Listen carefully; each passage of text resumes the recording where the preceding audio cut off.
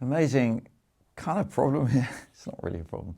There's these tomatoes, the beef tomatoes, are growing so big at the bottom truss that it's slowing down development of tomatoes further up the plant. And it is organic in here. I'm not using any feeds or fertilizers, and possibly that might make a difference if I did, but I don't want to, and I'm very happy not doing that. And it's compost fed. There's actually cow manure as surface mulch, and this beef tomato is called Beefmaster. And what you can do to lessen the strain on the plant is pick it at breaking stage, which is that. And I picked this one yesterday, and it was a bit more ripe than that, but it illustrates how quickly they turn.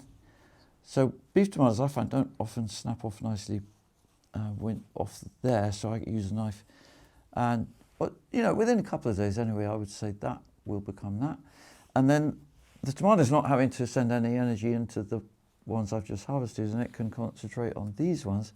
I'm really hoping these start to ripen more than grow, because that's the second truss. I want the third truss also to continue to swell. That's still looking quite immature. And then the fourth truss up here only has one tomato, and that's a result of this strain on the plant from the lower ones. It would have been better if I thought about it or had time to do it, to take off, I would say, the third of these and just have two, even one actually, is the bottom truss. So looking forward, there's so much to do after you plant, and then rushing. These went in the ground early May from a sowing on the 10th of March. They're not sown too early, and it's frosty outside sometimes here, May the 6th, but in here it stays frost free and warm. You can tell by the melons how warm it has been in here. You can also see next to these beef tomatoes some cherry tomatoes, sun gold, and how they ripen much more easily and steadily and quickly. So you don't have this problem so much with them, but I do shorten the bottom truss, so I cut the end off there. Otherwise also it would be on the ground.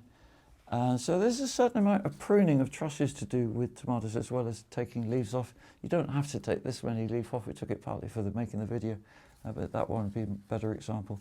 I take the bottom ones off, that's enough, and then just every so often after that.